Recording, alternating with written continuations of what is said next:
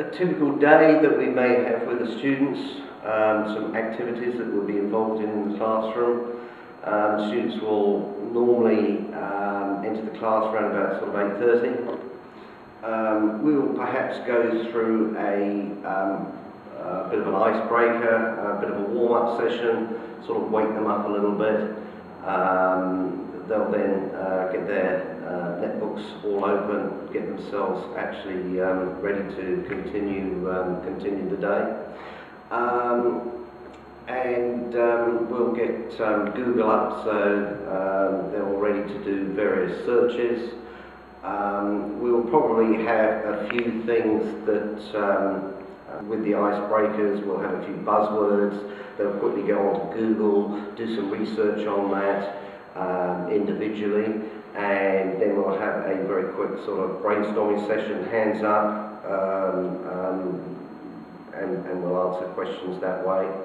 We'll then get Moodle up, we'll do the attendance. All the attendance is done on Moodle, and part of the requirement of the course is to have attendance,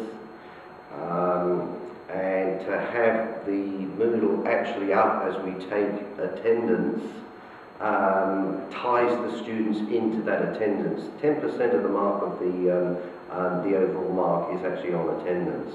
So this has worked very well, having Moodle up straight away to do the attendance. Not only that, so it's used as a sort of suppository for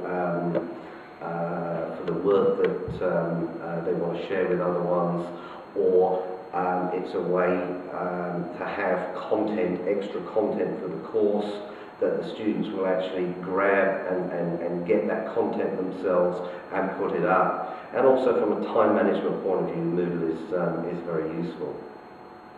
However, during the class we'll have what we call some group work activity, and then we'll go through some learning blocks. Now, our learning blocks are little blocks, if you like, of the learning that they need to go through in order to be successful in the class.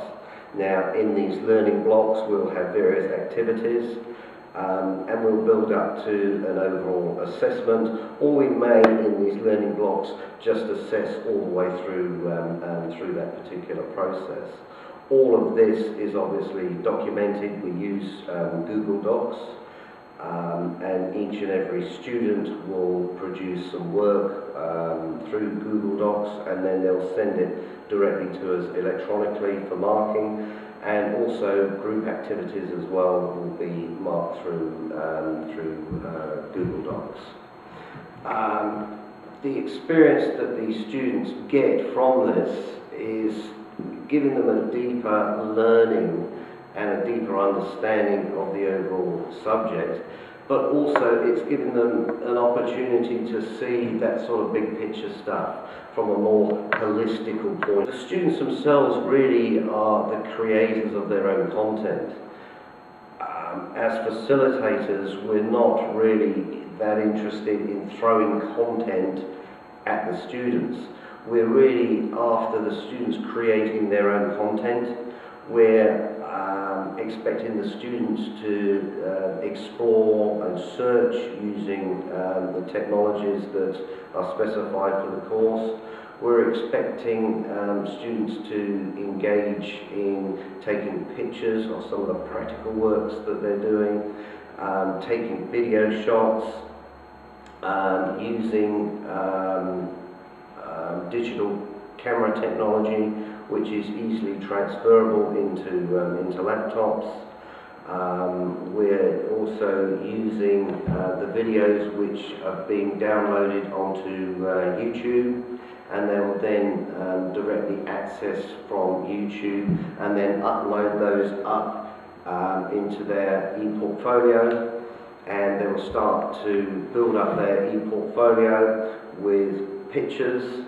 And the portfolio itself, the medium that we've decided which probably suits it the best is a blog. Now, by having a blog, it's a way that the students not only take ownership of their portfolio, they can actually share that, and they can share it with the facilitators, and they can also share it within their group, or in that wider community. And that way it gives a huge amount of opportunity to have peer feedback actually coming in, and also that facilitator teacher feedback coming back in. Now this has proved very effective, and it's something that certainly 6 weeks now into the course that it's very evident that the students are really taking ownership of their e-portfolios, and they're really starting to put a huge amount of effort into creating a professional looking portfolio. They obviously realise that this can be something that they can add to even when the course is finished, and it's something that they'll have ownership of throughout the rest of their lives, and they can keep contributing towards, and it can really be a reflective process as well, which is very useful. And certainly as we look back through the e-portfolios, we can see where the students started from, where they're heading, and perhaps where they're going to head. So it's a very useful tool, and it's certainly something that, from an accessible point of view, is something that can continually be assessed. From a classroom point of view, we are not putting we don't have any sort of fixed rules or regulations. We've sort of taken all those boundaries away. Perhaps that was a bit of a brave move. However, it's really, really working. It's sort of built that outer community, that outer student community, and it's really starting to foster and create a way forward where they all feel part and parcel of. We're also engaging in recreational activities. We've been running soccer, and as the year progresses we're going to be more and more engaged in various sport activities. Now this has helped build up the whole community, that whole sort of student community, and it's surprising, on their last day in the afternoon, which is on a Thursday, the attendance has been the same as the attendance during the week. So it's certainly not used as an opportunity to say goodbye, we're out of here now. It's really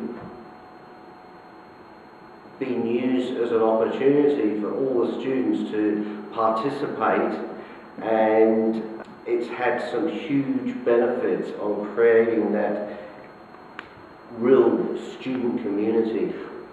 Previously, we've never really seen that student community starting to grow and foster, but I think these sports have played a very important role in keeping that community together. And one of the things that we have seen, which has never been seen before, is certainly on some of the group activity. We've had students who have used the facilities here, the classroom environment, and we've left the classroom open, and they've stayed back after time putting presentations together and using the data projector to go through some of their videos that they put together and some of their PowerPoint presentations. And this is something that has been really unheard of in an automotive level 2 program.